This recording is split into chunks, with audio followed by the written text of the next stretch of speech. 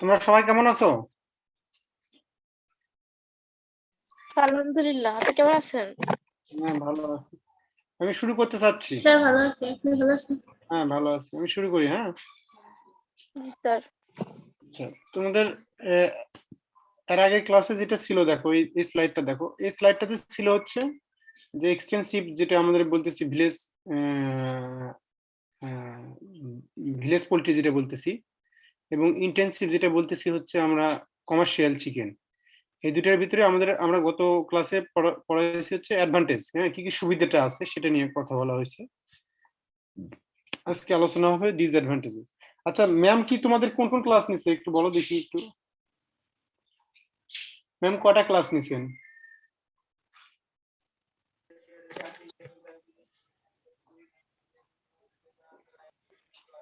Ma'am 3টা class নিছেন sir. আচ্ছা, কি কি ক্লাস নিছেন? উনি হাউজিং নিছে নাকি? হাউজিং নিছেন, ইনকিউবেশন নিছেন, রাইস হাস্কের ইনকিউবেটর মডেল সহ, মানে যা যা লাগে ইনকিউবেশন আর কি, টোটালটাই মোটামুটি হয়েছে। হাউজিং, আচ্ছা, হাউজিং এর ভিতরে কি উনি তোমার হচ্ছে ফ্রি রেঞ্জ, তারপরে ইন্টেনসিভ, সেমি ইন্টেনসিভ এগুলো পড়াইছেন? জি স্যার। ও আচ্ছা আচ্ছা, তাহলে তো হয়েছে। তাহলে তোমরা তো এগুলো বুঝি, তাহলে ইন্টেনসিভ কাকে বলে, এক্সটেন্সিভ কাকে বলে, এটা তো তোমরা বুঝে দিতে পারো। হ্যাঁ, তাহলে কথা বলার কোনো ইয়ে নাই। দেখো আজকে এই ক্লাসটা আমি যে গত ক্লাসে যে অ্যাডভান্টেজ আছে সেটা আমি সুবিধাটা বলা হয়েছে। আজকে মানে কি কি ধরনের সমস্যা আছে প্রত্যেকটা ইয়েতে, সিস্টেমে, প্রোডাকশন সিস্টেমে, সেটা আলোচনা হবে। দেখো ভিলেজ চিকেন প্রোডাকশন যেটা বলতেছি, এটা ডিসঅ্যাডভান্টেজ কি? এর আগে ক্লাসে তোমরা all in and all out system সম্পর্কে জানো, যে এটা মানে ফার্মে মুরগিগুলো একই দিনে আনা হবে এবং এটা নির্দিষ্ট সময় পরে একই দিনে মুরগিগুলো ফার্ম থেকে মানে বিক্রি করে দেওয়া হবে কিংবা বের করে দেওয়া হবে। হ্যাঁ, এগুলোর সুবিধা, অনেকগুলো সুবিধা আছে। তার ভিতরে একটা প্রথম সুবিধা যেটা হচ্ছে তুমি ফার্মে মুরগি নিয়ে আসার আগেই মানে এগুলোকে, ফার্মটাকে পরিষ্কার করতে পারবে, থ্রু আউট ক্লিনিং করতে পারে ফার্মটাতে, ফলে কোনো ধরনের জীবাণু থাকবে না। এবং যেদিন বিক্রি করবে সেদিনই আবার পরিষ্কার করতে পারে, অর্থাৎ ফার্মটা খুব সুন্দর থাকবে। হ্যাঁ, কিন্তু আমাদের ভিলেজ চিকেনে যেটা বলা ছিল যে আমাদের all in and all out system এটা মানা হয় না। কারণ হচ্ছে যেহেতু আমরা ন্যাচারাল ইনকিউবেশন করে থাকি, সুতরাং এখানে দেখা যাচ্ছে বিভিন্ন এজের বার্ড আছে। একটা বাড়িতে যদি 20টা মুরগি থাকে তাহলে দেখবে যে কিছু আছে মানে একদম খুব অল্প বয়সে 2-1 সপ্তাহের, কিছু আছে ডিম পারছে, কিছু আছে ডিম পাড়া হয়ে গেছে, বিভিন্ন এজের মুরগি আছে। যেহেতু এটা ওভাবে কোনো অর্গানাইজড কোনো ফার্ম নেই, সেটাই বলা হচ্ছে। যেহেতু এখানে দেখো there are almost always birds in the flock, no all in all out principle, হ্যাঁ, that could transmit any infectious agent to newly introduced birds. অর্থাৎ যেহেতু এখানে all in all out system maintain করা হয় না, সুতরাং এখানে যদি কোনো কারণে কোনো ইনফেকশিয়াস ডিজিজ থাকে, হ্যাঁ, ইনফেকশন এজেন্ট থাকে, তাহলে মানে একদম নিউলি যে চিকেন আছে সেগুলো তো হয়তোবা তোমার ইয়ে হতে পারে, আক্রমণ হতে পারে। হ্যাঁ, এটা ডিসঅ্যাডভান্টেজ একটা। তারপর দেখো বলা হচ্ছে under scavenging condition it is difficult to avoid contact of chicken with other birds, people, animals or equipment that might transmit and infectious disease. হ্যাঁ, তোমার দেখো ওই যে ইয়ার যে অ্যাডভান্টেজ গুলো আছে, হ্যাঁ, যে কি বলেন নাম, কমার্শিয়ালের যে অ্যাডভান্টেজ গুলো আছে এগুলো কিন্তু কিছুটা সেগুলোরই ডিসঅ্যাডভান্টেজ হিসেবে এগুলোরই আছে। অর্থাৎ আন্ডার স্ক্যাভেঞ্জিং কন্ডিশন, যখন বার্ড গুলো ছাড়ে দেওয়া থাকা অবস্থায় থাকে, আমাদের যেহেতু ভিলেজ চিকেন এগুলো কোনো কনফাইনমেন্ট অবস্থায় থাকে না, হ্যাঁ, এগুলো চারপাশে যে খাবার থাকে সেগুলো খাবার খেয়ে থাকে। এটা কি হবে এই ধরো অন্যান্য চিকেনের সংস্পর্শে আসতে পারে, লোকজন এগুলোর আশপাশে আসে, এনিমেল আসে, হ্যাঁ, অথবা অন্যান্য ইকুইপমেন্ট যেগুলো আছে, ইকুইপমেন্ট এগুলো সংস্পর্শে আসতে পারে। হ্যাঁ, ইকুইপমেন্ট বলতে দেখা যাচ্ছে বাইরে বিভিন্ন জায়গায় খাবার খেয়ে থাকে এগুলো। তো সুতরাং এখানে দেখবে যে ইভেন মানে টিউবওয়েল যে আছে, গ্রামের যে টিউবওয়েল আছে, টিউবওয়েল পাশে মানে কোনোটা হয়তোবা ওখানে একটা পাত্র আছে, ওই পাত্রে খাবার খেয়ে ফেল দিচ্ছে। তো এগুলোর মাধ্যমে তোমার ইনফেকশাস ডিজিজটা ট্রান্সমিট মানে অর্থাৎ স্থানান্তরিত হতে পারে, হ্যাঁ, একটা অ্যানিমেল থেকে আরেকটা অ্যানিমেলে। আচ্ছা, আমার কথা কি ক্লিয়ার শোনা যাচ্ছে? জি স্যার। আচ্ছা, ঠিক আছে। তারপরে বলছে দেখো, chickens on free range without supplementary feeding will suffer when the scavenging feed resource based is low। হ্যাঁ, বলছে যে যেহেতু যেহেতু যেহেতু তোমার এই চিকেন গুলো ফ্রি রেঞ্জে থাকে, হ্যাঁ, সুতরাং তখন দেখা যাবে যে যদি কোনো কারণে মানে মানে অ্যাভেলেবল যে ফিড গুলো আছে, যদি স্পেসিফিক ভাবে বলি, ধরো বর্ষাকাল, হ্যাঁ, বর্ষাকালে তখন হয়তোবা এইভাবে তোমার মানে চারপাশে যে খাবারগুলো এইভাবে খাবারগুলো অ্যাভেলেবল থাকবে না, হ্যাঁ, অর্থাৎ যখন মানে সাপ্লিমেন্ট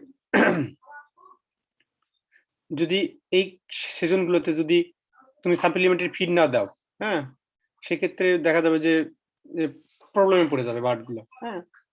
তো সেটাই বলা হচ্ছে chickens on free range without supplementary feeding will suffer when the scavenging feed resource base is low. অর্থাৎ যখন যে স্ক্যাভেঞ্জার যে আশপাশে যে খাবার যদি সংকট হয়ে যায়, হ্যাঁ, মাঠে ঘাটে অথবা তার বাড়ির সারাউন্ডিংসে, তখন যদি তুমি সাপ্লিমেন্টারি মানে এক্সট্রা যদি ফিড না দাও, এটা দেখা যাবে যে তার প্রোডাকশন অনেক হ্যাম্পার করবে। আর এটা কমার্শিয়ালি এটার কোনো প্রবলেমই নাই, কারণ কমার্শিয়ালি তুমি জানছো যে একটা বার্ডের রিকোয়ারমেন্টটা কত, সেই অনুযায়ী আমরা ডেইলি তার রেশনটা মানে ইয়ে করি, সাজাই। সুতরাং কমার্শিয়ালি কিন্তু এটার কোনো ইয়ে নাই। এবং বলা হচ্ছে and consequently can have poor health, এবং এটার কারণে যেটা হবে যে বার্ডগুলোর হেলথটা অনেক মানে দুর্বল হয়ে যাবে বার্ডগুলো, এটা একটা ডিসঅ্যাডভান্টেজ। আবার বলা হচ্ছে যে কমার্শিয়াল চিকেন প্রোডাকশনের কি ডিসঅ্যাডভান্টেজ আছে দেখো। Commercial breeds with high productivity are less resistant to disease than village poultry। অর্থাৎ বলা হচ্ছে যে কমার্শিয়াল যে সমস্ত ব্রিড আছে অথবা স্ট্রেন আছে সেগুলো যেগুলো খুব হাই প্রোডাক্টিভিটি, হ্যাঁ, সেগুলো আমাদের যে যে সমস্ত ডিজিজ আছে, কিছুটা ডিজিজের এগেনিস্টে তারা কিছু কম রেসিস্টেন্ট, হ্যাঁ, আমাদের চিকেনের চেয়ে। যদি দুটো বাদকে একই কন্ডিশনে রেখে দাও, তাহলে দেখবে যে আমাদের যে দেশি চিকেনটা আছে এটা কিন্তু বেশ ভালো থাকবে।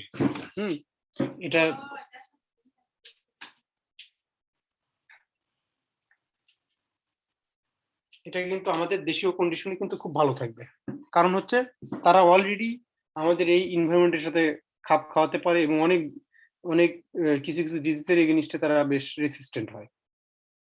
তারপর বলছে দেখো, commercial flock require comprehensive vaccination program and regular veterinary observation to ensure efficient production। অর্থাৎ আমরা তোমাদের বলছিলাম যেটা যে যে সমস্ত দেশি বার্ড গুলো আছে, আমি আর আগে গত ক্লাসে আলোচনা করছিলাম যে একটা মোটামুটি ভাবে একটা ভ্যাকসিনই দেওয়া হয়, সেটার নাম কি বলো দেখি? Sir Newcastle. হ্যাঁ, নিউক্যাসল ভ্যাকসিন, যেটা নিউক্যাসল ডিজিজ ভ্যাকসিন যেটা, হ্যাঁ, ভেরি গুড। মানে শুধুমাত্র এটাই দেওয়া হয়। আর কিন্তু তোমার কমার্শিয়াল যেগুলো আছে মোটামুটি ভাবে দেখবে যে এগুলোতে মোটামুটি সব ধরনের ভ্যাকসিনেশন শিডিউলই দেওয়া হচ্ছে, হ্যাঁ, ইভেন ইনফ্লুয়েঞ্জা যেটা তোমার নাম শুনে থাকবে যে এর আগে বেশ কিছু মানুষ সারা বিশ্বে মারা গেছে, যদি আমাদের দেশ সেফ ছিল, ওটার থেকে শুরু করে যত ধরনের প্যারাসাইটিক ডিজিজ বলো, তারপরে হচ্ছে অ্যান্টিব্যাকটেরিয়াল ড্রাগ বলো, এগুলো সব কম বেশি সবসময় এটা মেনটেন করতেই হয়। অথচ আমাদের দেশে যেটা আছে সেটাতে কিন্তু এগুলো করতে হয় না। কিন্তু হ্যাঁ, এটার একটা ইফেক্ট তো আছেই। দেখা যাচ্ছে যে অনেক ক্ষেত্রে কমার্শিয়াল যে বার্ড গুলো আছে এখানে মর্টালিটিটা অনেক কম। মর্টালিটি বোঝো তো? স্যার মৃত্যু হার। মানে মৃত্যু হার। মৃত্যুর হারটা দেখা যাচ্ছে কমার্শিয়ালি অনেক লো আমাদের, আর আমাদের যে দেশি ইয়েগুলো এগুলো মানে হারটা অনেক বেশি। কিন্তু যেটাই ধরো না কেন, যদি মানে তুমি একই এনভায়রনমেন্টে রেখে দাও, তাহলে যদি একই ধরনের ভ্যাকসিনেশন শিডিউল মেনটেন করো, তারপরে দেখবে যে আমাদের দেশি বার্ড গুলো এগুলো এগেইনস্ট বেশ রেসিস্ট্যান্ট। এটাই মূল বিষয়টা আর কি। হ্যাঁ, তারপর বলা হচ্ছে birds kept in intensive production system rely completely on balanced nutrition, good housing condition, and veterinary care. If any mistake is made, the health of all birds will decrease. বলা হচ্ছে যে বার্ড, যেহেতু birds kept in intensive production system, হ্যাঁ, তাদেরকে খুব intensive ভাবে রাখা হয় এবং এগুলোতে মেনটেন করতে হয় ব্যালেন্সড নিউট্রিশন, অর্থাৎ নিউট্রিয়েন্ট গুলোকে ব্যালেন্স করে দেওয়া হয়। হাউজিং কন্ডিশনও ভালো থাকে। সাধারণত এগুলো টেম্পারেচার কন্ট্রোলড হাউস বলা হয়।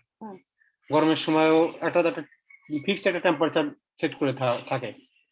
এখানে গরম শীতের বিষয় নয়, এটা একটা ফিক্সড টেম্পারেচার দেওয়া হয়ে থাকে সাধারণত। হ্যাঁ, এবং অন্যান্য টেকনিক্যাল যে সার্ভিস গুলো আছে এগুলো ভালো দেওয়া হয়। সুতরাং এটার কিন্তু একটা বড় একটা প্রবলেম, তোমাকে এটা মেনটেন করতেই হবে। এবং যদি কোনো ধরনের মিস্টেক হয়, হ্যাঁ, এই হার্ডে দেখা যাবে যে একটা ফ্লোকে যদি কোনো একটা বার্ড আক্রান্ত হয়ে যায়, কোনো একটা প্রবলেম হয়ে যায়, ধরে নেওয়া যাবে যে অন্যান্য বার্ড গুলো একই কন্ডিশনে হয়ে যাবে। হ্যাঁ, কোনো মিস্টেক হয়ে গেলেই এটা একদম সর্বনাশ হয়ে যাবে। সব বার্ডের হেলথ কন্ডিশন খারাপ হয়ে যাবে। Since all birds in the flock are the same age and should be in the same condition, any outbreak of disease will affect all birds. অর্থাৎ এর আগে যেটা বলছিলাম যে তোমাদের ক্লাসে, যে একই কিছু কিছু ডিজিজ থাকতে পারে যেগুলো সাধারণত এজ রিলেটেড। যদি এগুলো একই এজের যে বার্ড, সুতরাং কোনো ক্ষেত্রে যদি একটা বার্ড আক্রান্ত হয়ে থাকে ফ্লোকে, তাহলে ধরে নেওয়া হবে যে অন্যান্য যে সমস্ত বার্ড গুলো আছে, অন্যান্য বার্ড গুলো আক্রান্ত হয়ে যাবে। সুতরাং এটা একটা বড় একটা প্রবলেম।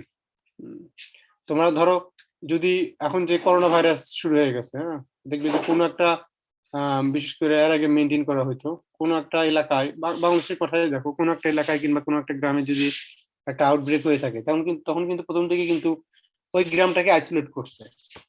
তাই তো, ওই গ্রামটাকে সাধারণত লকডাউন দিয়ে দিচ্ছে, এই গ্রাম থেকে বের হওয়া যাবে না, এই গ্রামে ঢোকা যাবে না, কারণ এটা একটা ডিজিজ, এই লোকের সংস্পর্শে অন্যান্য লোকগুলোও আক্রান্ত হতে পারে। সুতরাং এই লোকগুলো যেন কোনো ক্ষেত্রে বাইরে না যায়। ঠিক বার্ডের ক্ষেত্রে এরকমই, যেহেতু একই ঘরে থাকে এবং একই কন্ডিশনে থাকে, দেখা যায় যে একটা বার্ডের সংস্পর্শে একটা বার্ড খুব সহজে আসতে পারে। স্পেশালি ব্রয়লার যদি লক্ষ্য রাখো, কারণ ব্রয়লার তো ছেড়ে দেওয়া থাকে একটা ঘরের ভিতরে। ব্রয়লার করে ধরো একটা ঘরে 500 ব্রয়লার আছে, তো ওই শেডে কিংবা 1000 ব্রয়লার আছে, দেখা যাচ্ছে ওই ব্রয়লার তো সম্পূর্ণ শেড ঘুরে বেড়াবে। তো ফলে দেখা যাচ্ছে তার সংস্পর্শে যে বার্ড গুলো আসবে, অর্থাৎ যে খাবার খাচ্ছে সেই খাবারের সংস্পর্শে যে বার্ড গুলো আসবে, যে পানি খাচ্ছে, সুতরাং সব বার্ডই আক্রান্ত হতে পারে। সেটাই বলা হচ্ছে any outbreak of disease will effect all birds. যদি কোনো আউটব্রেক হয়, ধরে নেওয়া যাবে যে ওই হার্টটা শেষ। হ্যাঁ, বিশেষ করে আগে যখন এভিয়ান ইনফ্লুয়েঞ্জা ডিজিজটা আসছিল, হ্যাঁ, তখন তোমার যে ফ্লোকে যদি দেখা যায় যে একটা মুরগি আক্রান্ত হয়েছে, ওই ফ্লোকে সব মুরগি পুড়ে দেওয়া হয়েছে। হ্যাঁ, কারণ তোমার এগুলো বার্ডের ক্ষেত্রে, বিশেষ করে ব্রয়লারের ক্ষেত্রে খুব সেন্সিটিভ, মানে একটা আক্রান্ত হলে অন্যান্য আক্রান্ত হয়। এবং তোমরা জানা থাকবে যে যেহেতু এগুলো একই ম্যানেজমেন্টে এগুলো রাখা হয়, একই খাবার দেওয়া হয়, এগুলো যখন ওয়েট নেওয়া হয়, হ্যাঁ, বার্ড গুলো ওয়েট নেওয়া হয়, ধরে নেওয়া হয় যে এখানে এতগুলো বার্ড আছে, 500 বার্ড আছে, তুমি তো 500 বার্ডের ওজন করতে পারবে না, এটা রিপ্রেজেন্টেটিভ স্যাম্পল নেওয়া হয়, বুঝতে পারছো? রিপ্রেজেন্টেটিভ স্যাম্পল নিয়ে ধরো আমরা 5% অথবা 10% বার্ড ওজন করবো। ওজন করলে যে ওজনটা আসবে, হ্যাঁ, ওটা অ্যাভারেজ করলে ধরে নেওয়া যাবে, অ্যাভারেজ করে যদি সম্পূর্ণ বার্ড দিয়ে গুণ করো, তাহলে ধরে নেওয়া যাবে যে ওই বার্ডে এত কেজি মাংস আছে, এবং এটা মোটামুটি একুরেট হবে। এটার একটাই কারণ, সেটা হচ্ছে একই স্ট্রেন কিংবা একই কোয়ালিটির বার্ড, একই খাবার, একই ম্যানেজমেন্ট, সবকিছু এক, সুতরাং তাদের বিদ্যুৎটাও একই হয়। তারপর বলছে দেখো, infectious disease spread faster in large dense flock. হ্যাঁ, ইনফেকশিয়াস যে সমস্ত ডিজিজ গুলো আছে ইন লার্জ ডেন্স ফ্লোক, যেগুলো খুব ঘন ফ্লোক, হ্যাঁ, ডেন্স ফ্লোক, বিশেষ করে ব্রয়লার বলা হচ্ছে, মানে এগুলো মোটামুটি ভাবে পাশাপাশি শুয়ে থাকে, পাশাপাশি মুভমেন্ট করে বার্ডগুলো। এগুলোতে ইনফেকশন যে সমস্ত ডিজিজ গুলো আসে এগুলো খুব দ্রুত স্প্রেড করে। সুতরাং কমার্শিয়াল চিকেন প্রোডাকশনে এগুলো হচ্ছে ডিসঅ্যাডভান্টেজ। বোঝা গেছে? জি স্যার। আমরা একটু অন্য টপিকসে যাই। দেখো স্লাইডটা দেখো, কন্ট্রিবিউশন অফ হেন and survival rate of chicks under tradition management. এটা বলা হচ্ছে কন্ট্রিবিউশন অফ হেন্স। হেনের কি ধরনের মুরগির যে ডিম পাড়া মুরগির এটা কি ধরনের contribution and survival rate of chicks under traditional management. অর্থাৎ আমাদের যে সমস্ত ম্যানেজমেন্ট আছে এই ম্যানেজমেন্টে আমাদের যে লোকাল যে চিকেন গুলো আছে সকল চিকেন গুলোর পারফরমেন্সটা কেমন সেটা বলা হচ্ছে। দেখো প্যারামিটার গুলো, কয়েকটা প্যারামিটার সেট করা আছে। এটা বলা হচ্ছে এগ প্রোডাকশন। তোমরা তো বোঝো এগ প্রোডাকশন মানে ডিম উৎপাদন। ডিম উৎপাদনের কেমন হবে। হ্যাচিং চিক্স, হ্যাচিং বোঝো? জি স্যার, ডিম থেকে বাচ্চা বের হওয়ার বাচ্চা বের প্রক্রিয়া। হওয়ার যে হ্যাঁ, প্রসেসটাকে বলা হচ্ছে হ্যাচিং। হ্যাচিং চিক্স অর্থাৎ যে বাচ্চাটা বের হয়ে বাচ্চা হ্যাচিং হওয়ার যে ক্ষমতাটা কিংবা হ্যাচিংটা কেমন হয়, বাচ্চা ফোটার রেটটা কেমন। তারপর বলা হচ্ছে সার্ভাইভাল অফ চিক্স, অর্থাৎ সার্ভাইভাল অর্থ বেঁচে থাকা। অস্তিত্ব। অস্তিত্ব কিংবা বেঁচে থাকা। কতজন বাঁচবে আর কি, কতগুলো চিক্স জন্মগ্রহণ করবে এবং এখান থেকে কতগুলো বাঁচবে আপ টু মার্কেট এজটা ধরে নেওয়া হয়েছে 90 থেকে 100 ডেজ। এটা সার্ভাইভালটা কেমন হয়। দেখো পাশে দেখো বলা হচ্ছে এভারেজ যে এভারেজ পার ক্লাস বোঝো? একসাথে অনেকগুলো যে থাকে একটা ফ্লকের। না কে বলতে পারবে? ধরো যখন ডিম তোমাদের তোমাদের মাস্টার্স ক্লাস ছিলাম, যাই হোক তোমাদের এটা একটু বুঝতে সমস্যাই এটা বোঝানো সহজ ভাষায় বুঝাই। সেটা হচ্ছে যে মোটামুটি ভাবে এক নাগারে কতগুলো ডিম পারবে। মুরগি তো সবসময় ডিম পারে না। আমাদের দেশি মুরগি যদি দেখো তাহলে কিন্তু সে কিছু ডিম পারবে একসাথে। মোটামুটি ভাবে একসাথে ডিম পারবে কিছু, 2-1 দিন গ্যাপে হয়তো বা দিতে পারে। গ্যাপ হলেও যদিও ক্লাসটা মেনটেন হবে না। ক্লাসের সঙ্গে হচ্ছে একসাথে সে কতগুলো ডিম পারবে কোনো ধরনের মানে ছাড়া, গ্যাপ ছাড়া। সেটাকে বলা হচ্ছে ক্লাস সাইজ। তো আমাদের দেশি যে মুরগিগুলো আছে, দেশি মুরগিগুলো কিন্তু এই ক্লাসটা মেনটেন করে। আর কমার্শিয়াল যে সমস্ত চিকেন গুলো আছে এগুলো কিন্তু ক্লাসগুলো মেনটেন করার প্রয়োজন হয় না। কারণ তোমাদের এর আগে ক্লাসে তোমাদের তো বললাম যে দেশি মুরগির কি কোন অ্যাবিলিটিটা ভালো, মাদারিং অ্যাবিলিটি কার ভালো? দেশি মুরগি। হ্যাঁ, এবং যে আমাদের কমার্শিয়াল যে সমস্ত মুরগিগুলো আছে মাদারিং অ্যাবিলিটি কিন্তু ওরকম ভাবে নাই, কারণ জিনগুলোকে ওইভাবেই সাপ্রেস করা থাকে। অর্থাৎ মাদারিং অ্যাবিলিটি যেগুলো আছে ওদের মানে যে ফিমেল গুলো আছে ফিমেলগুলোকে ওইভাবেই চুজ করা হয়, ব্রিডিং এর মাধ্যমে, যাতে ওই পর্যায়ে এসে ডিম পাড়া, শুধু সে ডিম পাড়ার কাজে ব্যস্ত থাকবে। তাদের মাদারিং অ্যাবিলিটি যেটা আছে, ওই যে একটা হরমোন আছে প্রোলাকটিন হরমোন, এই প্রোলাকটিন হরমোনটা অনেক কম থাকে। ফলে তাদের ভিতরে যে ব্রুডিনেসটা এটা আসেই না। ফলে তারা শুধুমাত্র ডিমই পেরে যাচ্ছে। আর আমাদের দেশি যে সমস্ত চিকেন আছে সেগুলো কি করে সাধারণত একটা নির্দিষ্ট একটা ডিম পারে। একটার সাথে ধরো 15-20টা ডিম পারলো, ডিম পারার পরে তারা কি করে এই ডিমগুলো নিয়ে বসে পড়ে। ডিমগুলো নিয়ে বসে পড়ার পরে তারপরে এগুলো থেকে তোমার মানে ডিম হ্যাচ হওয়ার পরে তারা এই বাচ্চাগুলোকে একটা নির্দিষ্ট সময় পর্যন্ত এটা মেনটেন করে। তাদের সে যখন দেখবে, তোমরা যদি দেখে থাকো গ্রামীণগঞ্জে, দেখবে যে এই বাচ্চাগুলো এই ডিমের মুরগির পিছনে যাচ্ছে। বাচ্চা মা হয়তোবা তাদেরকে ওই পালকের ভিতরে রাখে, এগুলো রেখে দিয়ে টেম্পারেচার মেনটেন করে। বিশেষ করে শীতের সময় খুব সুন্দরভাবে সবগুলো বাচ্চা তার পালকের ভিতরে। যখন খাবার প্রয়োজন হচ্ছে দেখবে যে এই বিভিন্ন জায়গায় তারা এই মা কিন্তু খাবারগুলো করে, এই মনে করো কোনো লতা পাতা থাকলে এগুলো স্প্রেড করে দেয়, দিয়ে ওর ভিতরে পোকামাকড় অথবা খাবার থাকলে ওগুলো বাচ্চাগুলোকে দিয়ে দেয় ধীরে ধীরে, বাচ্চাগুলো যেন খেতে পারে আর কি। এই সুযোগ সুবিধাগুলো করে দেয়। সুতরাং এই টোটালটা সিস্টেমটা করতে কিন্তু তার কিন্তু এই প্রোডাকশনের যে সাইকেলটা এটা কিন্তু অনেক মানে কম হয়ে যায়। সেটাই বলা হচ্ছে যে এগ প্রোডাকশন পার ক্লাস, অর্থাৎ এক ক্লাসে কতগুলো ডিম পারে। তো সেখানে দেখা যাচ্ছে যে 15 থেকে 18টা এভারেজ আর কি ক্লাসে ডিম পারে। আর হ্যাচিং 6 যে এই 15 থেকে 18টা যদি ডিম তুমি ইয়ে করো, হ্যাঁ, তুমি যদি ফুটাতে দাও সেক্ষেত্রে 8 থেকে 12টা। আমার কেন জানি মনে হয় এগুলো যে আসলে যে রিসার্চার এগুলো করছে রেটটা একটু বেশি হওয়ার কথা, এত খারাপ হয় না। হ্যাঁ, রেটটা একটু বেশি হয়, মোটামুটি 80% হ্যাস হয় আর কি, 80% হ্যাস হয়। তারপরে বলা হচ্ছে survival of chicks up to market age. সাধারণত এই যে 15 থেকে 18টা যে ডিম তুমি ফুটাবে, এখান থেকে সাধারণত 2 থেকে 5টা মানে টোটাল লাস্ট পর্যন্ত তুমি মার্কেট করতে পারবে। বাকিগুলো সাধারণত বিভিন্ন ধরনের প্রিডেটর বলো, ডিজিজ বলো, এগুলোর কারণে আক্রান্ত হয়ে মারা যাবে, এটা ধরা হয়েছে। এবং বলা হচ্ছে এভারেজ পার ইয়ার। এভারেজ দেখো সবগুলোকে মোটামুটি ভাবে 3 দিয়ে গুণ করা আছে। হ্যাঁ, দেখছো তোমরা? জি স্যার। মোটামুটি ভাবে সবগুলোকে 3 দিয়ে গুণ করা আছে, জাস্ট 3 টাইমস এভারেজটা। যদি 15 দেখো, 15 থেকে 18, 8 থেকে 12, 2 থেকে 5, এটা টোটালটাকে 3 দিয়ে গুণ করা আছে। কেন 3 দিয়ে গুণ করা আছে সেটা পরের ইয়ে দিয়ে ইয়ে করবো আর কি। জাস্ট পার ইয়ারে সাধারণত এটা 45 থেকে 54টা ডিম দেয় এবং বাচ্চা হ্যাস হয় 24 থেকে 36টা এবং বাচ্চা বাঁচে, মানে একটা মা থেকে সাধারণত 6 থেকে 15টা বাচ্চা লাস্ট পর্যন্ত মানে টিকে থাকে আর কি।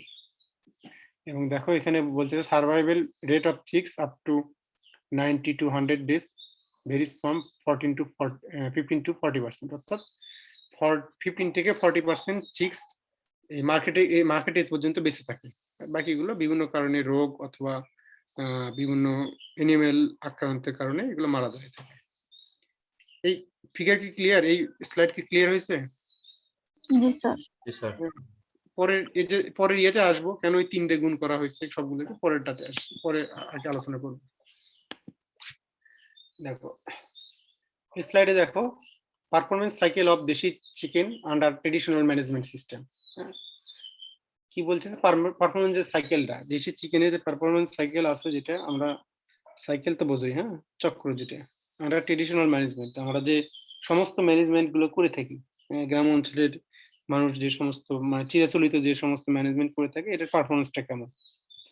এখানে বলতেছে এটা ভিন্ন একটা ডাটা আর কি, এটা ওটা ছিল আর ভিন্ন একটা ডাটা, এটা আরেকজনের ডাটা, সেটা আলোচনা করছে, আরেকজন ডাটা দিচ্ছে। সেটা বলতেছে লেইং তো বোঝো, ডিম পাড়া। হ্যাঁ, লেইং বলতেছে 12 to 22 days পার ক্লাস, অর্থাৎ একসাথে ডিম পারবে 12 থেকে 22টা।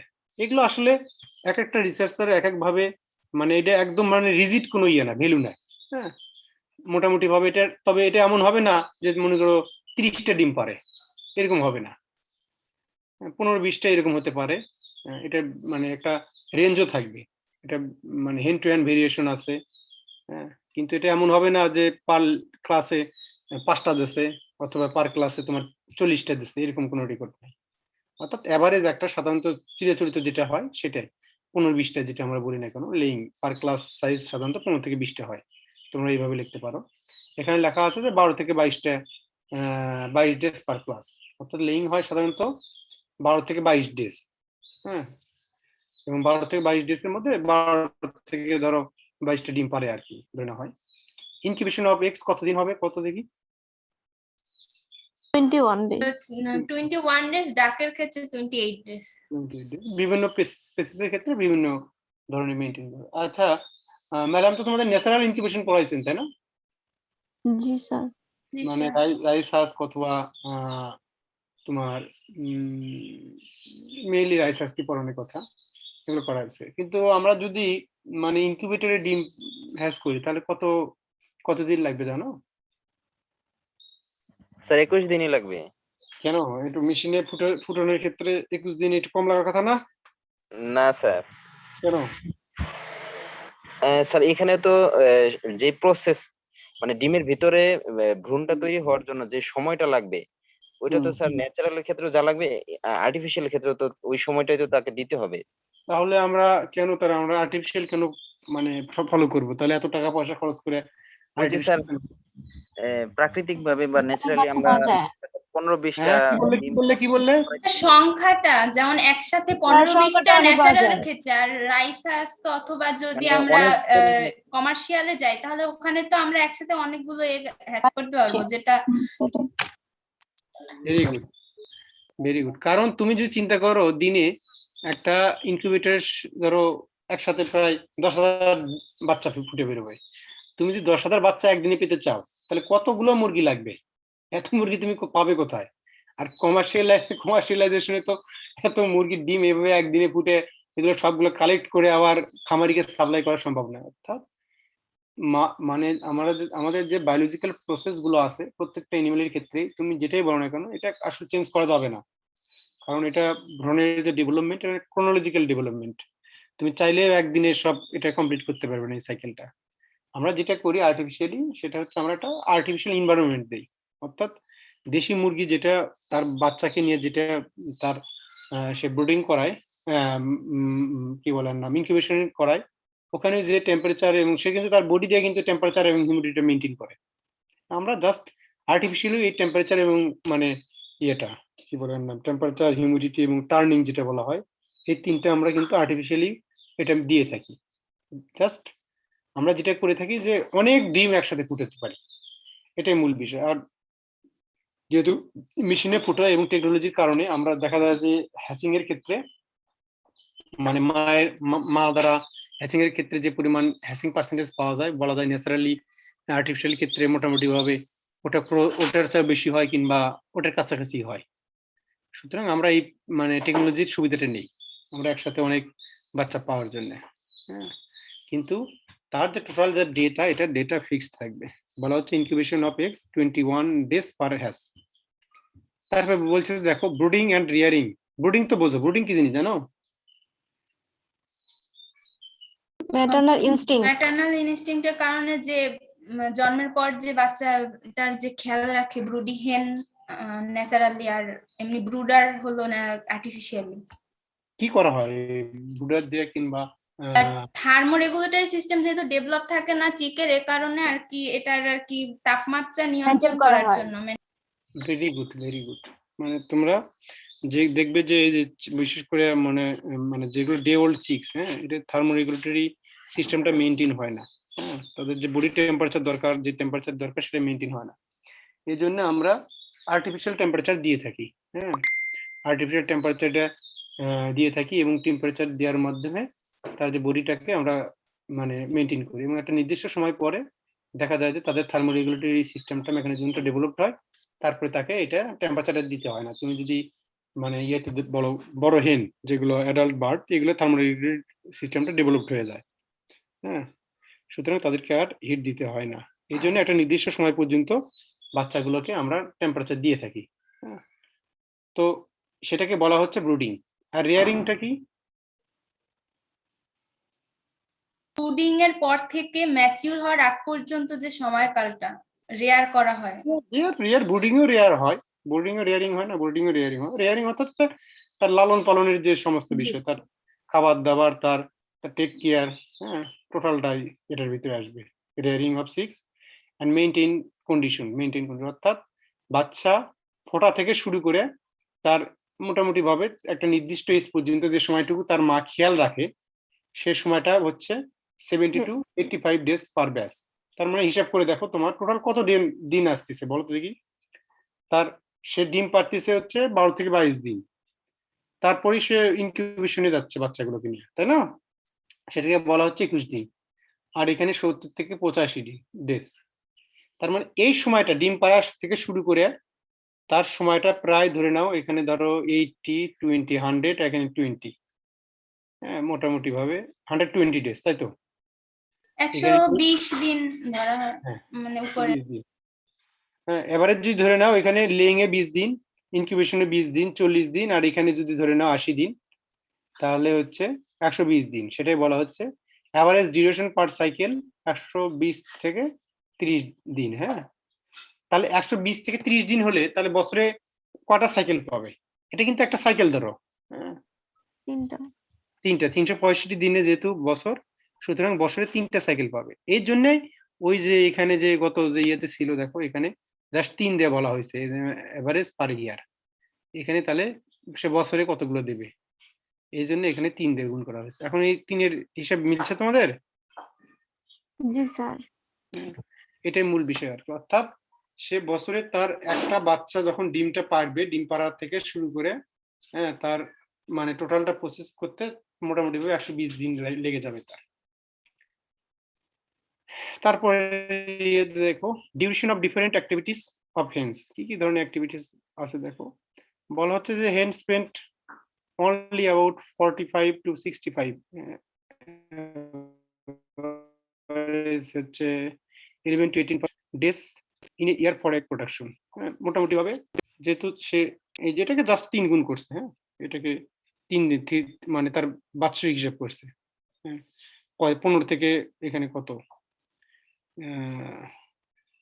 15 থেকে ধরো 2 প্রায় 22 দিন আর কি।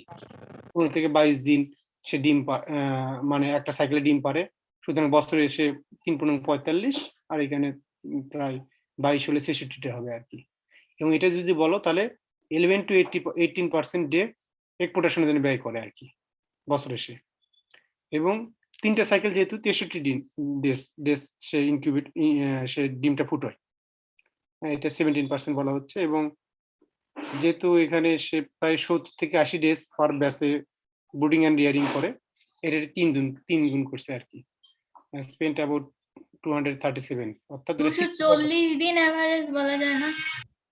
হ্যাঁ বলা যাবে, এটা তো একদম ফিক্সড না, তুমি ইয়ে করতে পারবে রেঞ্জ দিয়ে, তোমরা এটা সাধারণত রেঞ্জ দিয়ে করবে। হ্যাঁ তবে রেঞ্জটা এমন হবে না যেটা মনে করো ওয়ার্ড হবে। হ্যাঁ আমি তো বললামই, তুমি অবশ্যই বলবে না যে পার্লিং এ 5টা থেকে 30টা ডিম পারে, এরকম হবে না, কারণ 5টা ডিম পারে না, 5টার বেশি পারে, 10টার বেশি পারে। এবং মোটামুটি 20, 22, 25টার উপরে ডিম পারে না, শুধু 25টার উপরে যাওয়া যাবে না। হ্যাঁ আবার যদি ইনকিউবেশনের ইয়ে ধরো, হ্যাঁ যদি দেখো 10 থেকে 30 দিন, তাহলে কিন্তু হবে না, কারণ মোটামুটি ভাবে এটা ফিক্সড 21 দিন ফিক্সড। এবং ব্রুডিং এন্ড রিয়ারিং এটা 70 থেকে 80 হতে পারে, 70 থেকে 90 হতে পারে, অবশ্যই 100 দিনের উপরে হবে না। হ্যাঁ তোমরা সেভাবে সাজাতে পারো। এবং এভারেজ যে সাধারণত এটা বলা হচ্ছে বছরে 3টে সাইকেল হবে। হ্যাঁ সেটাই আর কি। রেঞ্জ গুলো এমন হবে না যেটা মনে করো এক্সিড করবে, তোমার যেটা হয় না সেটা যেন না হয়। এবং বলা হচ্ছে রিয়ারিং অফ 6, মানে এই যে রিয়ারিং ব্রুডিং এই ইয়েতে দেখো 65% সময় সে কিন্তু ব্যয় করতেছে। অর্থাৎ এই সময়টা এই মানে 17% এবং 65% যেটা আমরা বলতেছি ইনকিউবেশন এবং রিয়ারিং, এটা কিন্তু কমার্শিয়াল যে সমস্ত বার্ড গুলো আছে এই বার্ড গুলোতে কিন্তু এই ইয়েগুলো কিন্তু ঝামেলা কিন্তু নাই। এগুলো দেখা যাচ্ছে যে ডিম একের পর এক ডিম পেড়ে যাবে কিন্তু। হ্যাঁ এদের ব্রুডিনেসটাও নাই, ব্রুডিনেসটাও কম, এবং এদের ইনকিউবেটও করতে হচ্ছে না ডিমগুলো দিয়ে, সুতরাং এটা কিন্তু একটা বেনিফিট। দেখো এটা ওটাই আবার ভিন্নভাবে সাজানো আছে। পারফরমেন্স সাইকেল অফ দেশি chicken under traditional management system কি বলতেছে, লেইং 12 থেকে 22 ডেজ পার ক্লাস, লেইং এর পরপরই যেটা করতেছে ইনকিউবেশন অফ এগস 2 নম্বরে 21 ডেজ পার হ্যাশ, এবং তারপরে এটা ব্রুডিং করতেছে, brooding and rearing of chicks and maintain condition, এটা 70 থেকে 85 ডেজ পার ব্যাচ। অর্থাৎ average duration of cycle 120 to 130 days and 3 cycle per year. Just ওটারই সামারাইজ যে ফর্ম সেটা হচ্ছে এটা।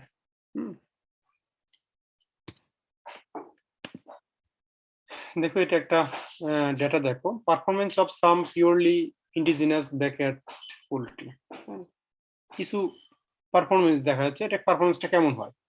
পারফরমেন্স এটা আমি ইয়ে করি, জুম করার চেষ্টা করি।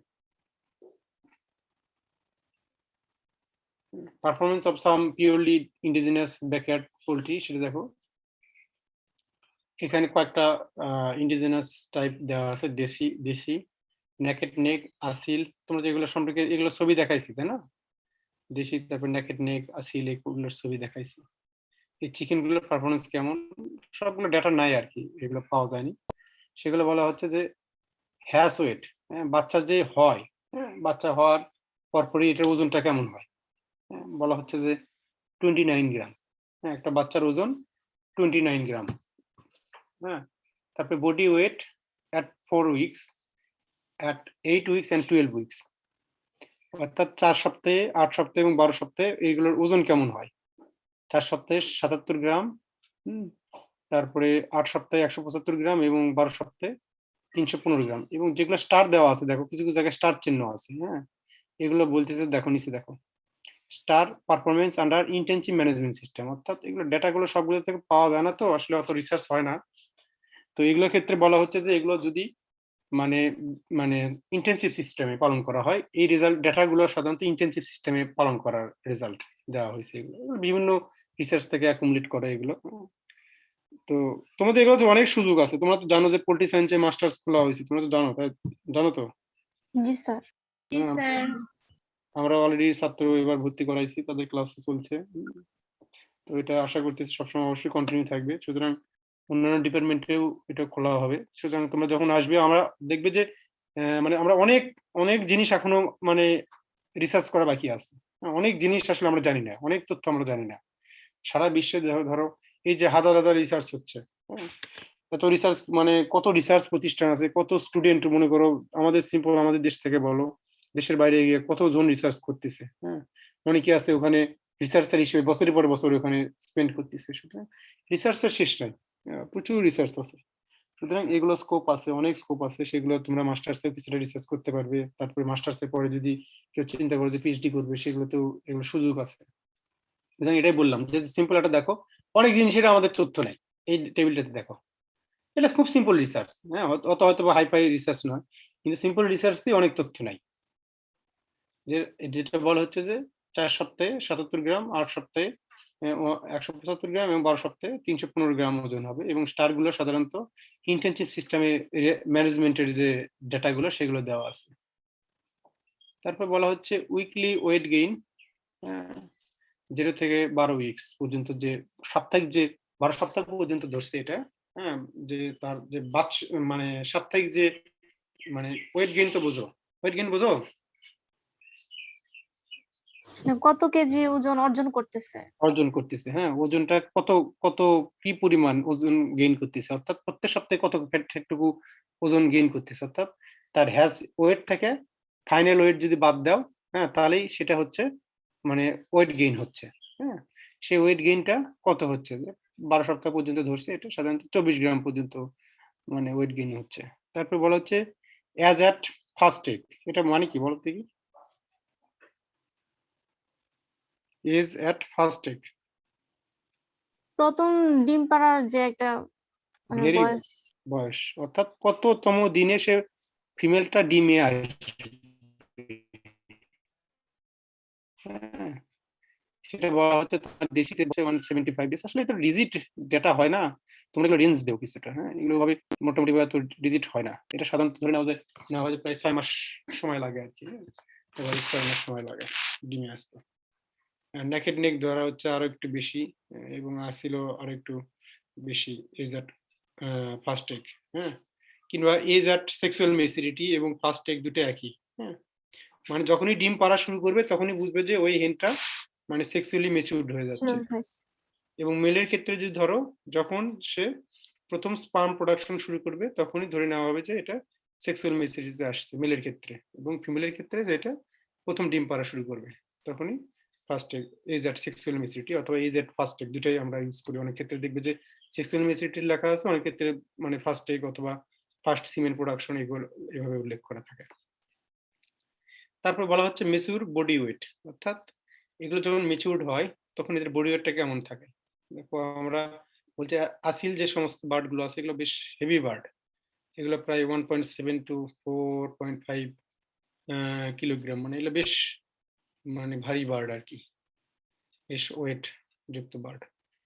এবং মোটামুটি ভাবে দেশিটা একটু ওয়েট কম থাকে, 1 থেকে 1 কেজি 300 গ্রামের মধ্যে, এবং নেকেড নেক যেটা আছে সেগুলোর ওজনও প্রায় একই ধরনেরই।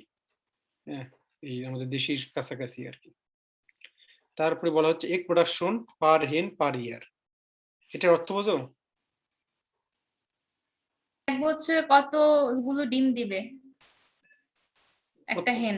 একটা হেন, হ্যাঁ, অর্থাৎ 1 বছরে একটা হেন কতগুলো ডিম দেবে সেটা বলা হচ্ছে 35 থেকে 50টা। এটা মোটামুটি কম বেশি সেমি আর কি। হ্যাঁ, কিন্তু আসিলটা অনেক কম ডিম দেবে। আসলে আসিলটা হচ্ছে মাংসের জন্য আর কি। হ্যাঁ, হেভি যে দেখবে যে সমস্ত বার্ড হেভি বার্ড, হ্যাঁ, খুব ওজন বেশি, সে সমস্ত বার্ড গুলো সাধারণত মানে মাংস পারপাসে ব্যবহার হয় বেশি। এতে ডিম প্রোডাকশনটা অনেক কম থাকে। তারপর বলা হচ্ছে number of eggs per class. হ্যাঁ, এটা বলা হচ্ছে 10 থেকে 16টা দেশিটা, এগুলোর ডাটা এগুলো উল্লেখ করে নাই। নাম্বার অফ ক্লাস পার ইয়ার, এটা বলা হচ্ছে 3 থেকে 4টা, তোমরা আগেই দেখছো আর কি। হ্যাঁ, 3টে ক্লাস দেওয়া হয়। তারপর এগ ওয়েট বলা হচ্ছে যে 35 থেকে 39 গ্রাম, এবং হ্যাশ ওয়েট ছিল হচ্ছে 29 গ্রাম, তাই তো? এবং এগ ওয়েট যেগুলো ছিল হচ্ছে 35 থেকে 39 গ্রাম, এবং নেকেড নেট যেটা আছে, নেকেড নেগের সাধারণত 42 গ্রাম মতন ওজন। এবং ফার্টিলিটি পার্সেন্ট বোঝো? উর্বরতা বুঝাইছে মানে হ্যাঁ, মানে এটা একটু ইয়ে করে বলো দেখি, ফার্টিলিটি পার্সেন্টটা কেমন হবে?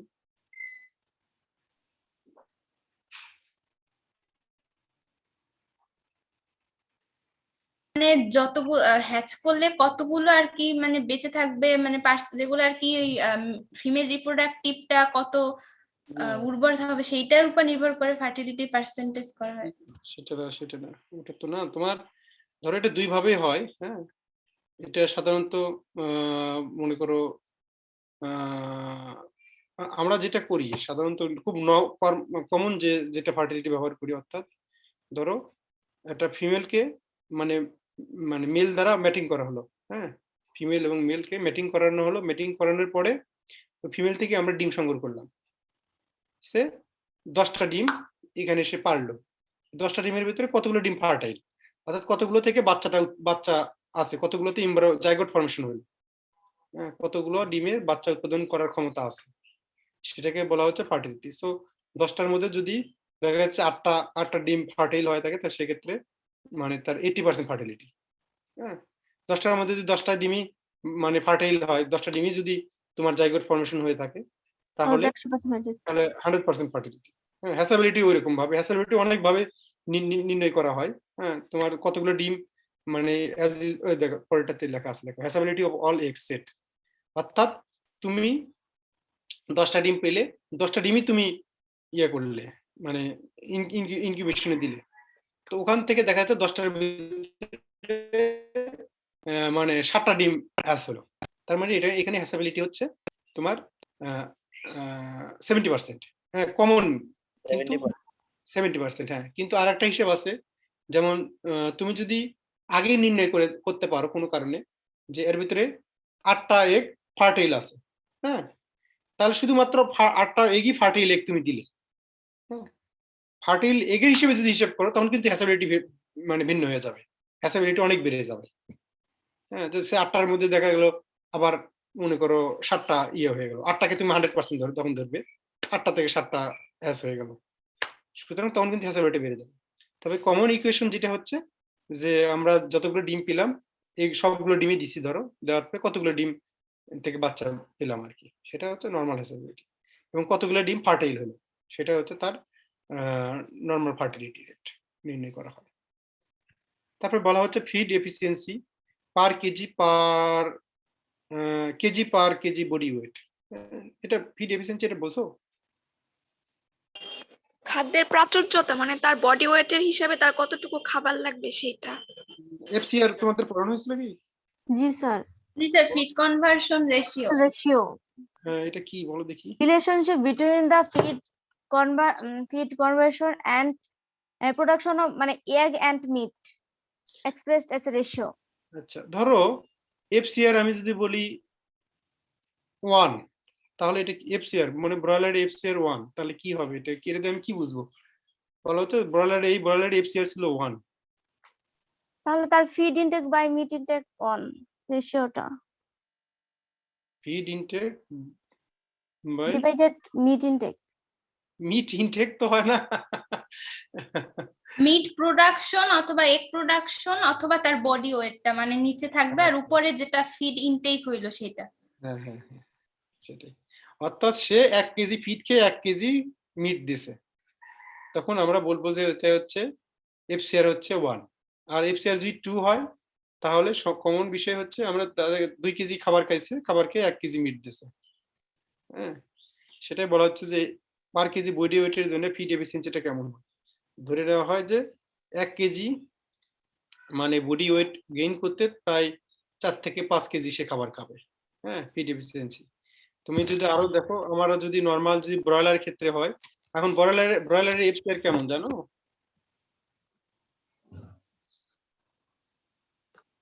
আমাদের দেশে ব্রয়লারের এফসিআর কেমন?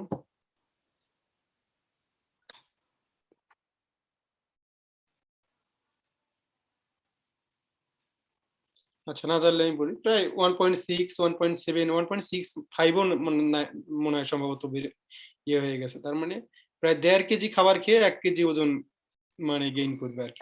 1.9 9 নাই, আর ওটা 9 না, 9 অনেক আগে বেশি। দেখছিলাম একটা ইসে 1.9 এগুলো অনেক এখন বর্তমানে 1.6 এর কমও নাকি পাওয়া যায়, 1.67 এগুলোর কমও পাওয়া যায়। অনেক ভালো ভালো কিছু ফিড যারা স্পেশালি নিজেরাই ফিড তৈরি করে, সেক্ষেত্রে নাকি আরো এফসিআর আরো অনেক কম। এফসিআর যত কম হবে তত ভালো। হ্যাঁ, কম হওয়া ভালো না বেশি হওয়া ভালো? কম হওয়া ভালো। কম হওয়া ভালো, অর্থাৎ এফসিআর বেশি হওয়া মানে তোমার খাবার বেশি খাবে।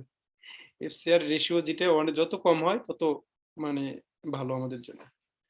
তেমনি ভাবে দেখো, বলা হচ্ছে ফিড এফিসিয়েন্সি পার কেজি পার কেজি এগ মাস, অর্থাৎ 1 কেজি মানে ডিম স্যার, উৎপাদন। যত বেশি খাবার এটা বুঝলাম, কিন্তু আমাদের তো আবার প্রোডাকশনও তাহলে কমে যাবে না? না, নিউট্রিয়েন্ট, এটা তো মজার বিষয়। তুমি ধরো মানে তুমি সিম্পল হিসেব করো, তুমি আজকে সারাটা দিন ধরো তোমরা অনেকে রোজা আছো, যাই হোক ওটা বাদ দাও, নর্মাল ডেতে যে নর্মাল ডেতে একটা মানুষের কথাই যদি বলি, সে ধরো খাবার খাচ্ছে, খুব বাল্ক খাবার খাচ্ছে। বাল্ক খাবার বলতে আমি বুঝাচ্ছি ভাত, তারপরে হচ্ছে তোমার মেইনলি ভাতটাই বুঝায়। সে খাবার খাচ্ছে প্রচুর, হ্যাঁ, কিন্তু ভাতটাতে হ্যাঁ এনার্জি তো অবশ্যই দরকার আছে। তোমার যে পরিমাণ নিউট্রিয়েন্ট দরকার আছে, তো শুধু ভাত খেয়ে তো আর হবে না। তোমার প্রোটিন দরকার আছে, তোমার মিনারেল দরকার আছে, ভিটামিন দরকার আছে, হ্যাঁ, তারপরে হচ্ছে ফ্যাট দরকার আছে, তারপরে ওয়াটার দরকার আছে, নিউট্রিয়েন্ট যে 6টা, হ্যাঁ, প্রত্যেকটা নিউট্রিয়েন্টের দরকার আছে। তুমি শুধু খাচ্ছ ভাত, তাহলে কি তোমার নিউট্রিয়েন্ট রিকোয়ারমেন্টটা হবে? তুমি প্রচুর খালা, কিন্তু তুমি যদি এটার চেয়েও যদি কম ফর্মে খাও, যেটা প্রত্যেকটা নিউট্রিয়েন্ট সাজানো আছে সুন্দরভাবে, তোমার যেটুকু দরকার আছে, তোমরা জানবে যখন পরবর্তী ক্লাসগুলো জানবে, প্রত্যেকটা বার্ডের তার প্রোডাকশনের স্টেজ অনুযায়ী একটা নিউট্রিয়েন্ট রিকোয়ারমেন্ট থাকে। হ্যাঁ, যে কতটুকু এনার্জি দরকার, তার কতটুকু প্রোটিন দরকার, এগুলো মোটামুটি ভাবে রিসার্চটা এত অ্যাডভান্স পর্যায়ে চলে গেছে, এগুলো সেট করা আছে। হ্যাঁ, যে তার সে 18% কিংবা 20% তার প্রোটিন দরকার। হ্যাঁ, সে খাবে এত গ্রাম, তার প্রোটিন দরকার এতটুকু।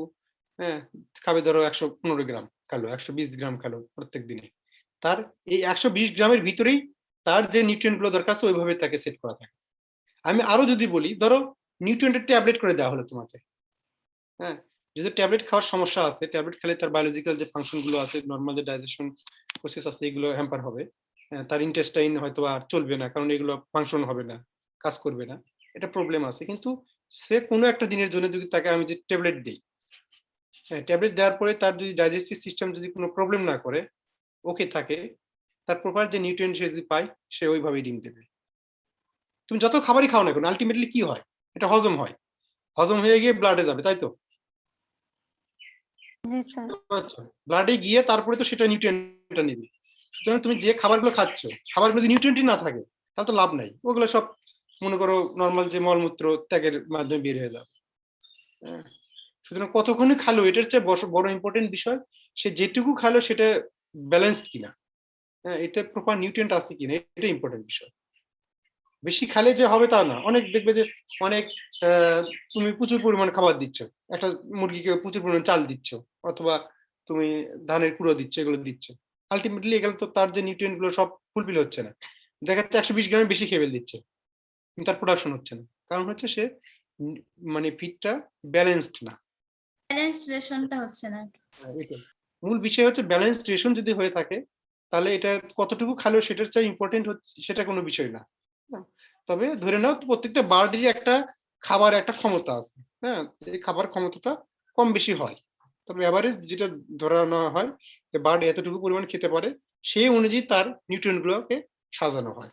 হ্যাঁ, এবং এই জন্য তোমার দেখা যাচ্ছে যে আমাদের যে সমস্ত মানে কমার্শিয়াল যে সমস্ত ফিড মিল গুলো আছে, দেখা যাচ্ছে 50 কেজি যে সম্ভবত ফিটের বস্তা থাকে, মোটামুটি ভাবে সবাই লেখা থাকে একই ধরনেরই নিউট্রিয়েন্ট আছে। হ্যাঁ, মানে তোমার ডে ওল্ড থেকে শুরু করে তার প্রোডাকশন পর্যায়ে পর্যন্ত বিভিন্ন এজ অনুযায়ী খাবারগুলো সাপ্লাই করে। কিন্তু বিষয়টা হচ্ছে দাম তো প্রায় একই ধরনের দাম নেয়। এই জন্য আমরা ধরে নিই যে এফসিআর যত ভালো হবে, হ্যাঁ, সেই ফিডটা তত ভালো। কারণ খুব অল্প পরিমাণ খাবার খেয়ে আমার এই ওয়েটটা গেইন হয়ে গেছে। এই জন্য এফসিআরটা দেখবে যে তোমরা যখন ফার্মে যাবে, মানে সরাসরি তোমার ম্যানেজার এসে বলবে, সবাই বলবে যে এফসিআর কত আসতেছে, এফসিআর কত আসতেছে, শুধু সবার মাথা ব্যথা এফসিআর নেই। কারণ এফসিআর ঠিক থাকলে ফার্ম ধরে নেওয়া যায় ফার্মটা লাভজনক আছে। এফসিআরটা খুবই ইম্পর্টেন্ট একটা ফার্মের জন্য। তেমনি বলা হচ্ছে পার কেজি এক প্রোডাকশনের জন্য এটা কতটুকু খাবে, 8.6 অথবা 8.8 এরকম এত কেজি ফিড খাবে।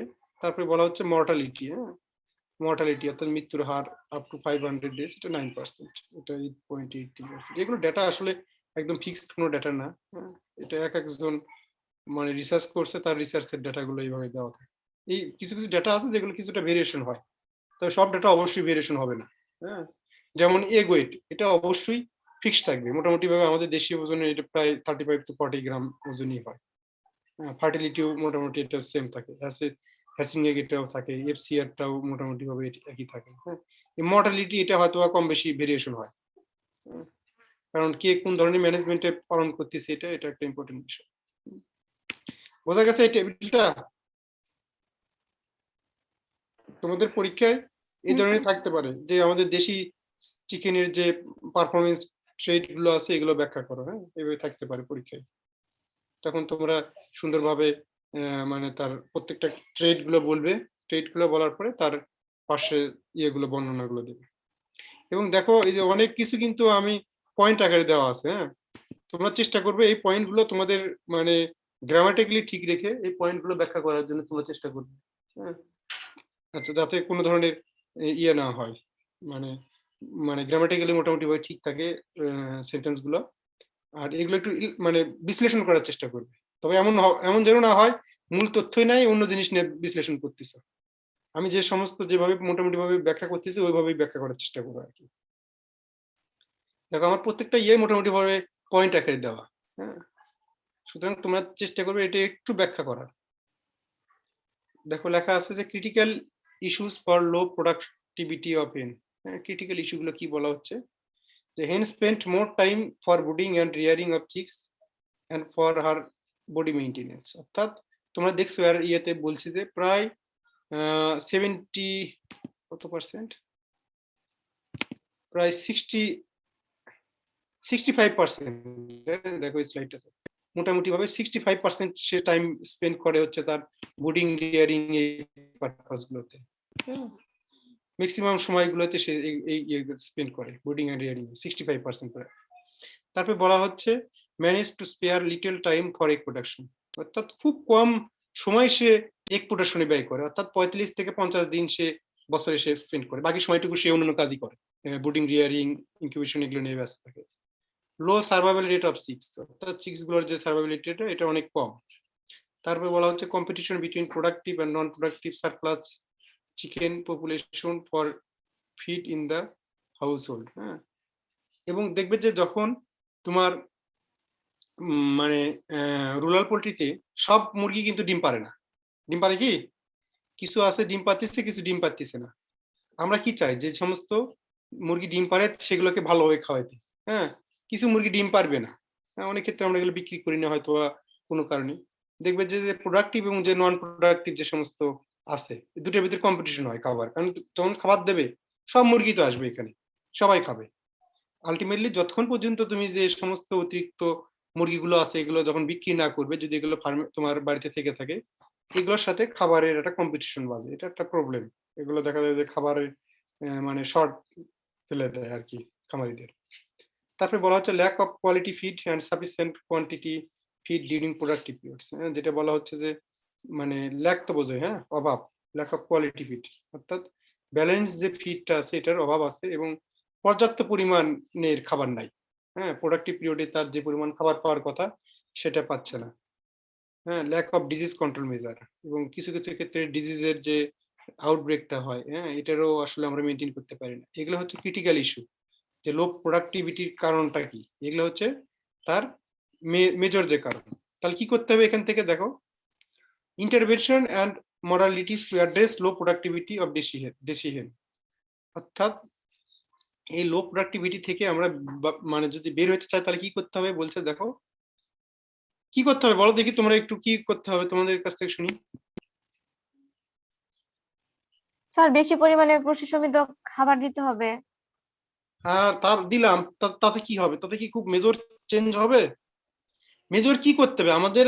মেজর কোন জায়গায় আঘাত করতে হবে, সেটা কোন জায়গায় আমাদের নক করতে হবে। মেজর সে সময়টা মানে সে স্পেন্ড করে হচ্ছে ব্রুডিং এবং রিয়ারিং এর ক্ষেত্রে, তাই তো? জি স্যার। আর তুমি তুমি খাবার দিলে তো সে ধরলাম 50টার জায়গায় 60টা ডিম দিল, কিন্তু সে তো মনে করো এই ডিমটা ফুটাবে, ডিমটা ফুটে তার বাচ্চাটাকে মেনটেন করতে, মর্টালিটিটা কমাতে হবে। মর্টালিটি কমাতে হবে, এটা একটা বড় একটা বিষয়। যেটুকু বাচ্চা মানে হবে সেটুকু বাচ্চা যেন মেনটেন করা যায়। তাছাড়া আর কি করা যেতে পারে? স্যার কেয়ারিংটা একটু ভালো করে নিতে হবে। ভালো করে বলতে মানে যেহেতু সে 65% সময়টাই জীবন এই ক্ষেত্রে ব্যয় করে, তাই ইনকিউবেশন, তারপর ব্রুডিং, রেয়ারিং, এইটা ম্যানেজমেন্টটা যাতে ডেভেলপ করা যায় সেই দিকে।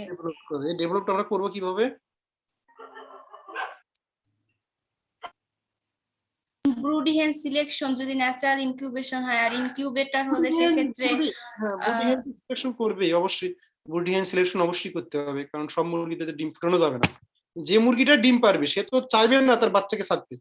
তুমি দেখছো কিনা তোমরা গ্রামে গঞ্জে যাদের বাড়িতে ডিম, এখান থেকে কিন্তু বাচ্চাকে সেপারেট করা যায় না। হ্যাঁ, তুমি চাইলে কিন্তু পারবে না, এবং এই বাচ্চাগুলো যতদিন পর্যন্ত সে মেনটেন করবে ততদিন পর্যন্ত সে ডিম পারবে না। তাহলে আমাদের কি করতে হবে? আমাদের মূল বিষয়টা হচ্ছে ওটাই, ওখানে আঘাত করতে হবে। যেহেতু 65% সে এখানে স্পেন্ড করে, সুতরাং এখানে আমাদের আঘাত করতে হবে। এই দিনটা যদি আমরা কমাতে পারি তাহলে সাইকেলটা বেড়ে যাবে। হ্যাঁ, এই 70 থেকে 85 কিংবা 90 দিন সে বাচ্চাকে নিয়ে মেনটেন করতেছে, এই জায়গাটাকে যদি আমরা কমাতে পারি তাহলে কিন্তু সাইকেলটা বেড়ে যাবে।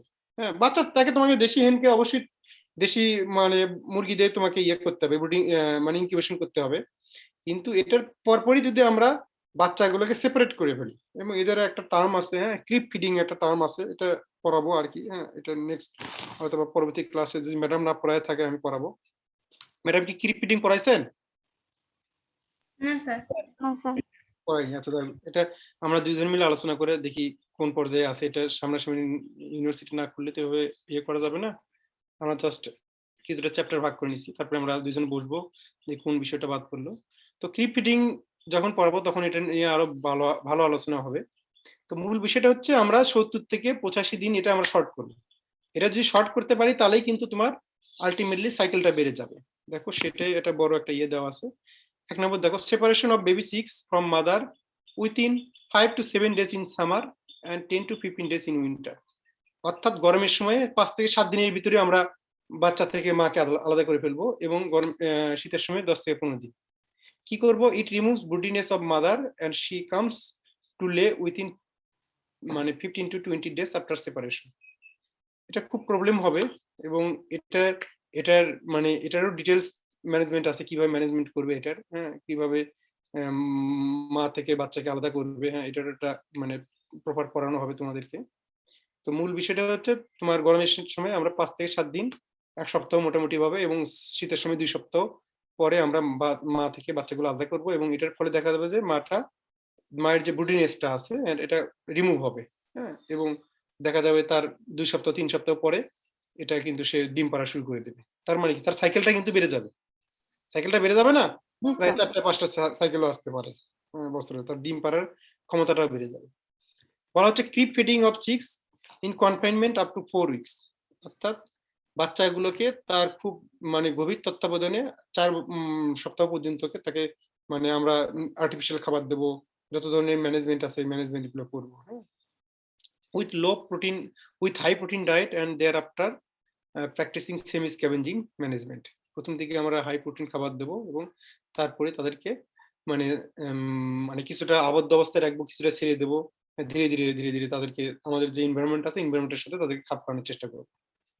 কারণ আলটিমেটলি তাদেরকে কিন্তু তোমার এই মানে সম্পূর্ণভাবে স্ক্যাভেঞ্জিং অবস্থায় করতেই হবে। আমরা যেহেতু রুরাল পোল্ট্রি নিয়ে কথা বলতেছি, তাদেরকে স্ক্যাভেঞ্জিং অবস্থায় ফেলে ছেড়ে দিতে হবে, এদেরকে উন্মুক্তি করতেই হবে। কিন্তু তুমি যে একদিনে যদি তুমি ছেড়ে দাও তাহলে কিন্তু বাচ্চাগুলো সব মারা পড়বে, তারা কন্ডিশন বুঝবে না। সুতরাং কিছুটা আবদ্ধ রাখতে হবে, কিছু সময় জন্য ছেড়ে দিতে হবে, তোমাকে টেক কেয়ার করতে হবে যে ওখানে কোনো প্রিডেটর আসছে কিনা, হ্যাঁ এটা তোমাকেই করতে হবে। তো মা যেটা কাজগুলো করতে হবে কিছুটা, সেটা তোমাকেই মানে যারা ম্যানেজ মানে এই পোল্ট্রি গুলো পালন করবে তাদেরকেই মানে এটা মেনটেন করতে হবে। তারপরে কি বলছে দেখো, ইট কমবাট ম্যালনিউট্রিশন, প্রিডেশন মানে increased survival rate of six. এটার ফলে দেখা যাচ্ছে যেটা যে মানে পুষ্টির যে স্বল্পতা সেটাকে মানে কিছুটা ক্ষতিপূরণ করবে, এবং মানে যে সমস্ত প্রিডেটর থাকে মানে শিয়াল বলো কুকুর বলো এগুলো থেকে রক্ষা করবে, এবং বাচ্চার যে মানে বেঁচে থাকার ক্ষমতা এটাকে কিছুটা ইনক্রিজ করবে। তারপর বলছে ফাস্টার growth rate of six can be ensured. বাচ্চার যে গ্রোথ রেটটা এটা খুব এনশিওর হবে, কারণটা হচ্ছে বাচ্চাকে আমরা খুব ভালো ব্যালেন্স রেশন দিচ্ছি প্রথম দিকে। তারপর disease control measure can easily be taken, এবং ডিজিজ কন্ট্রোলও আমরা এটা করতে পারি, কারণ এই সময় আমরা মোটামুটি ম্যানেজমেন্ট করবো, অর্থাৎ চিক্স ম্যানেজমেন্টটা আমাদেরই করতে হবে। তারপর বলা হচ্ছে যে providing 30 to 50 gram balanced feed per day per hen during the productive period in addition to normal scavenging. অর্থাৎ এই যে মাটা আছে, মায়ের ক্ষেত্রে বলা হচ্ছে প্রত্যেক দিন আমরা সাপ্লিমেন্টারি 30 থেকে 50 গ্রাম ব্যালেন্সড ফিড দেবো। সে স্ক্যাভেঞ্জিং এর পাশাপাশি তাকে আমরা ব্যালেন্সড ফিড দেবো, কারণ এটা একটা বড়টা স্ট্রেস পড়ছে তার বাচ্চা থেকে, তাকে আমরা সেপারেট করছি।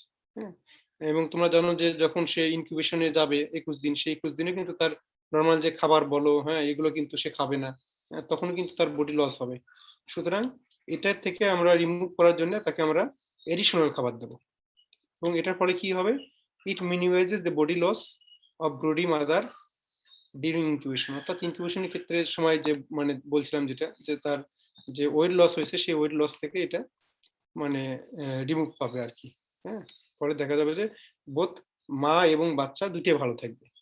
এটা একদম সিম্পল, খুব কম পয়েন্টে এটা বলা, তোমরা এগুলো তোমাদের মতো করে এগুলো বলবে, তবে মেইন যে কথাগুলো যেন ঠিক থাকে। তোমাদের এই কথাগুলো বলতে যায় আবার মানে মুরগির রচনাদান লেখো না। হ্যাঁ, এটা আর কি মূল বিষয়। Thank you very much. মোটামুটি ভাবে আজকে দিয়ে তোমাদের যে প্রথম যে চ্যাপ্টারটা, প্রথম যে আমার ইন্ট্রোডাক্টরি যে ইয়ে ছিল, সিলেবাসটা ছিল, সিলেবাসে যে ইন্ট্রোডাকশন যেটা ইয়ে করা ছিল, মোটামুটি ভাবে এটা শেষ হয়েছে। তারপরে আমি দেখি আরো কিছু অ্যাড করা যায় কিনা, এটা পরবর্তীতে হয়তো বা অ্যাড করবো আর কি যদি সময় পাই। তোমাদের হাউজিং করানো হয়েছে। স্যার এটা পিডিএফ থেকে দিবেন স্যার? হ্যাঁ পিডিএফ দেবো, পিডিএফ করে দেবো, আমি সময় পাচ্ছি না, দিয়ে দেবো তোমাদের। তারপরে হাউজিং তো ম্যাম পড়াইছেন মনে হয়, ইনকিউবেশন তো ম্যাম পড়াইছেন নাকি? জি স্যার। জি স্যার। Fooding ডিয়ারিং ma'am পড়াইছেন? জি স্যার। আচ্ছা, ম্যানেজমেন্টটা নিউট্রিশনটা আমি পড়াবো হয়তোবা, নিউট্রিশন ম্যানেজমেন্ট আমি পড়াবো আর কি। ম্যাডামকে হয়তোবা তোমার দেবো হচ্ছে ডিজিজটা দেবো, দেখি নেক্সট ক্লাস আমি এটা দিয়ে দেবো। হ্যাঁ, আমি সময় পেলে এটা দিয়ে দেবো। এটা কিভাবে দিলে সুবিধা হয়, পিডিএফ করে আর তোমার এক পেজে কটা দেবো বলো তো দেখি? স্যার এটা যেভাবে আছে স্যার ওভাবে স্যার মেল করেন স্যার। আস্তে আস্তে আস্তে, মানে এটা এখানে ধরো প্রত্যেকটা মানে স্লাইড কি একটা পেজ করে দেবো? এটা অনেক না স্যার স্যার এভাবে প্রিন্ট করতে সমস্যা হয় স্যার। মাইক্রোসফট ওয়ার্ডে করে দিলে ভালো হয় স্যার। এটা মাইক্রোসফট ওয়ার্ডে দিতে বলতেছো? জি স্যার। মাইক্রোসফট ওয়ার্ডে দিলে তো মাইক্রোসফট স্যার না হলে আপনি পিপিটিএক্স ফাইলটা দেন স্যার, আমরা মাইক্রোসফট ওয়ার্ডে কনভার্ট করে নেব। আচ্ছা ঠিক আছে, কিন্তু এত বড় ফাইল কি যাবে কি? স্যার এটা স্যার দেখেন স্যার মেইলে গিয়ে স্যার দেখেন স্যার, যদি 25 এমবি কম হয় তাহলে আসবে স্যার। না অনেক পিকচার আছে তো, যাবে না, পিকচার আছে তো।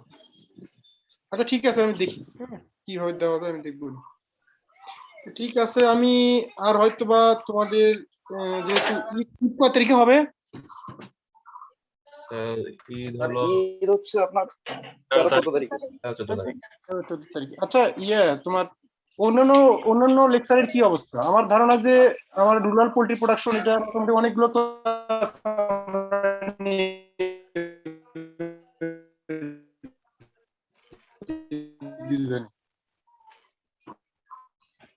অন্যান্য অন্যান্য অন্যান্য অন্যান্য কোর্সের কি খবর?